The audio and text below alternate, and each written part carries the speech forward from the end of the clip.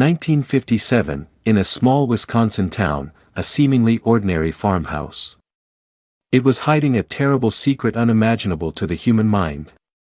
This story is written not only about murders, but also about humanity's obsessions in life and the past. Welcome to Ed Gein's story.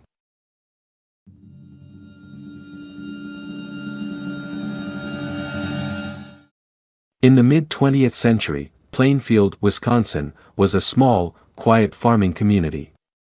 With fewer than 700 residents, life in Plainfield seemed predictable. Neighbors greeted one another, children played in the fields, and Sunday church was the center of social life. But beneath this calm surface lurked a darkness that would forever stain the town's history. At the center of it was Edward Theodore Gein, a shy, reclusive man who lived alone on his family farm. To his neighbors, Ed was odd but harmless, someone who helped with chores, babysat children, and kept to himself.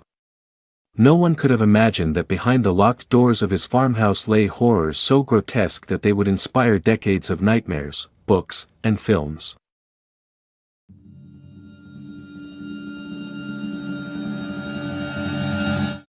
Ed Gein was born in 1906. His father was an alcoholic, while his mother was a fanatically religious and controlling woman. Augusta Gein managed to instill in her son the belief that women were the source of sin and the root of the world's evils. For Ed, life revolved around his mother, strict Bible verses, and an overwhelming sense of isolation.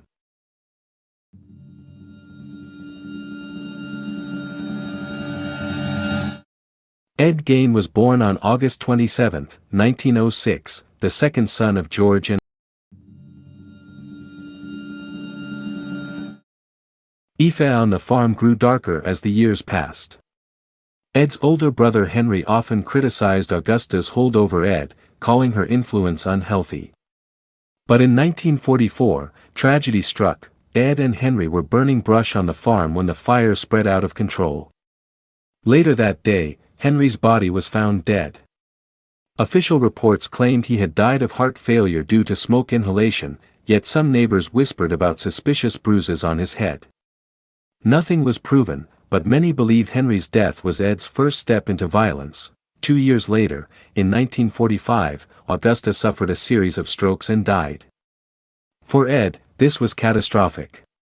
He had lost the only person he had ever truly loved, and the only person who had dictated how he should live. Alone on the farm, Ed descended into madness. He sealed off his mother's bedroom, keeping it as a shrine, untouched by time. He slept in a small, filthy corner of the house, surrounded by junk and decay. Without her control, his obsession with death and the female body grew unchecked.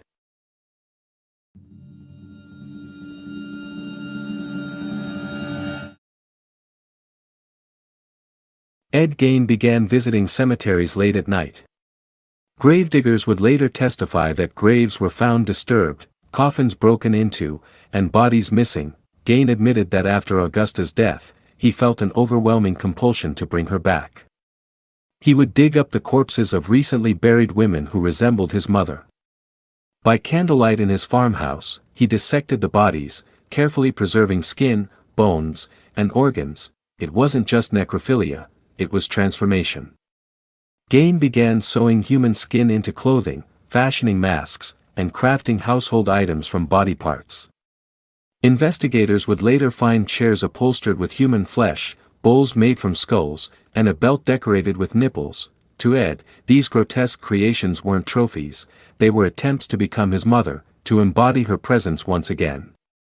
He confessed to wearing the skin of women like a suit, wandering around the farm pretending to be her.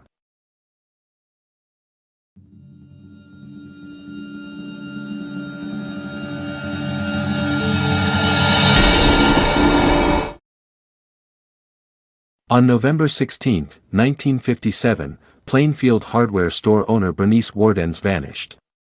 That morning, her son Frank, the local deputy sheriff, returned from hunting to find the shop empty. The cash register was gone, and blood was on the floor. Suspicion quickly fell on Ed Gein, who had been seen in the store the previous evening. His receipt for antifreeze was the last entry in the sales book. That night, police went to the Gein farm. What they found inside would shock not only Plainfield but the entire world.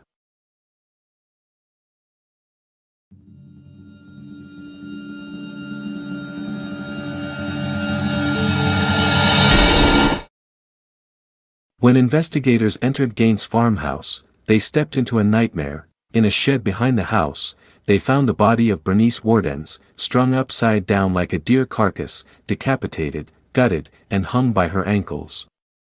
Inside the house, the horrors multiplied: a lampshade made of human skin, bowls crafted from human skulls, masks fashioned from the faces of dead women, a corset sewn from a woman's torso, a box of preserved noses, furniture upholstered in human flesh. The farmhouse was a museum of death, a place where Gein's madness had run free for over a decade. The police were so horrified that many officers never returned to the force.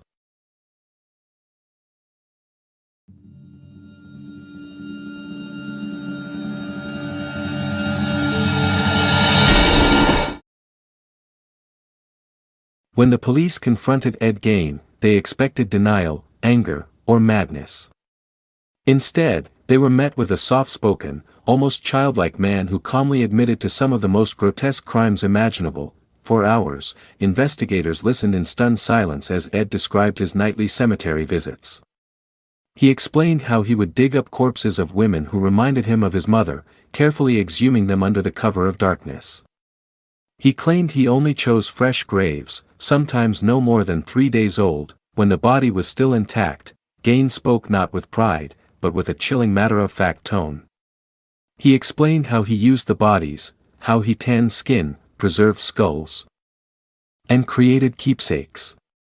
Most disturbingly, he confessed to wearing the skin of women to feel like his mother, to become her. But when pressed about murders, Ed shifted uneasily. He admitted to killing Bernice Wardens, but investigators suspected more. He also confessed to murdering Mary Hogan, a tavern owner who had vanished in 1954. Her head was found in a paper bag in Gein's home. Still, Gein insisted the rest of his collection came from graves, not living victims. To this day, some believe there may have been other murders never uncovered.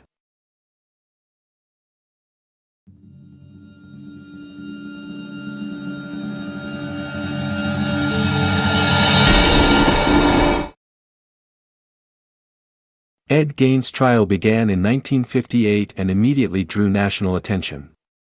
Reporters filled the courtroom, desperate to glimpse the man who had turned a farmhouse into a slaughterhouse of nightmares. His lawyers argued that Gein was legally insane. Psychiatrists testified that he suffered from severe psychosis, dominated by delusions about his mother and warped by years of isolation. He was diagnosed with schizophrenia and necrophilia, driven by compulsions beyond his control. The jury heard chilling evidence, photos of the crime scene, lists of body parts catalogued by police, and testimonies from investigators who had entered the house. Many jurors struggled to even look at the photographs. Ultimately, Gein was found guilty but insane. Instead of prison, he was sent to the Central State Hospital for the Criminally Insane in Waupun, Wisconsin.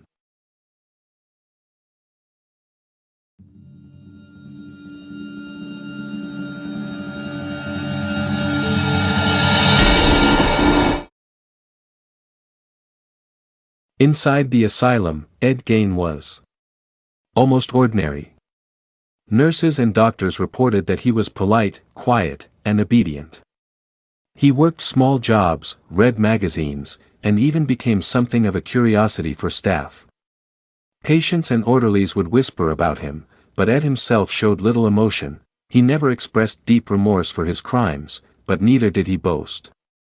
He spoke about his mother with the same devotion as always, as though she were still alive.